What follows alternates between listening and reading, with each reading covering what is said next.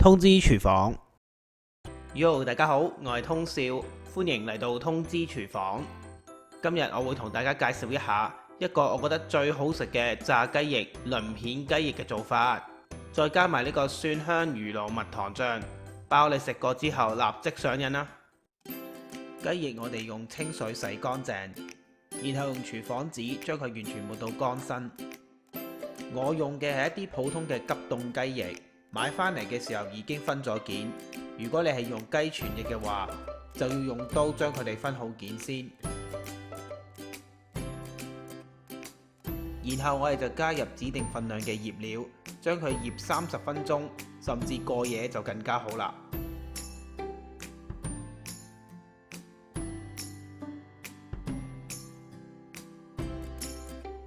跟住落嚟，我同大家分享下點樣將麵粉變成鱗片。首先，我哋預備大概1杯嘅麵粉，同埋大概1大湯匙嘅清水。麵粉加入清水攪勻之後，將佢放入一個膠袋入邊，然後用手不斷捽喺袋入邊嘅麵粉，不斷咁樣捽下，大概講緊1分鐘之後，麵粉佢就會結成一塊塊，我俗稱為鱗片。呢個時候打開個膠袋檢查一下，如果佢哋黐埋晒一大塊嘅話，不妨用手將佢捽成細塊。如果佢係太濕黐住你隻手嘅話，就不妨加多少少乾嘅麵粉落去。當所有麵粉都成為細塊嘅鱗片嘅時候，咁就可以放埋一邊備用。喺呢度用嘅麵粉只不過係一啲普通嘅中筋粉，而水就係一般室溫飲用嘅清水。然後我哋另外準備一個碗，入邊裝咗中筋粉，而另一個碗就裝咗室溫嘅清水。之後將雞翼放喺中筋粉入邊，薄薄地咁上一層粉，然後就放落清水嗰度打一個轉，濕咗隻雞翼去，再將佢放落頭先整咗成袋鱗片嘅膠袋入邊，然後盡量用手將袋入邊嘅鱗片印上去雞翼度。由於雞翼濕咗嘅話，佢好容易黐住啲鱗片。喺個膠袋入邊打咗幾轉，拎佢出嚟檢查一下。如果覺得冇問題，夠鱗片嘅話，咁我哋可以掉翻落去啲乾粉度，將冇上到粉嘅地方都薄薄地上一層乾粉落去。喺呢度我雖然示範做一隻雞翼，但係其實你可以大量性咁樣做嘅，不過要小心喺膠袋入邊嘅鱗片，如果有太多濕嘅雞翼落去，入邊嘅鱗片就會變得太濕。當然要視乎鱗片嘅情況。不過我會建議大家落多3至4湯匙嘅麵粉落去，比較穩陣啲。要確保我哋嘅鱗片唔好太濕，否則佢會變成好厚嘅麵團。咁樣黐咗啲雞翼度，佢就做唔到一個又薄又脆鱗片嘅效果㗎啦。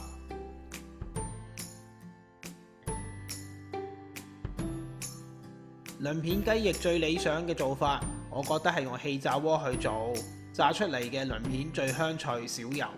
將雞翼放咗落氣炸鍋之後，我哋都要喺雞翼上邊薄薄咁樣油一層油上去，要確保雞翼全部地方都要掃到油。如果唔係，呢鱗片就炸得唔好噶啦。然後我就放入氣炸鍋入邊，用攝氏195度，每面焗佢6分鐘。記得反轉咗之後都要搽翻薄薄一層油上去。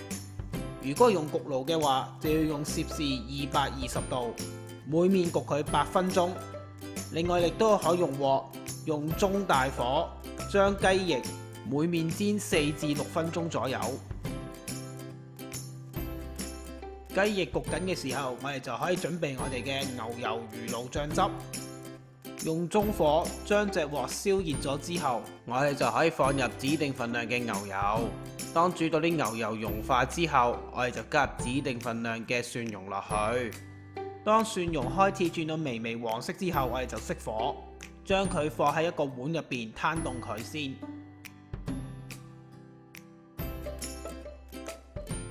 蒜蓉我哋將佢攤咗10分鐘之後，我哋就可以加指定份量嘅魚露同埋蜜糖落去，將佢攪勻佢。咁呢個香濃惹味嘅蒜蓉牛油蜜糖醬，我哋就完成啦。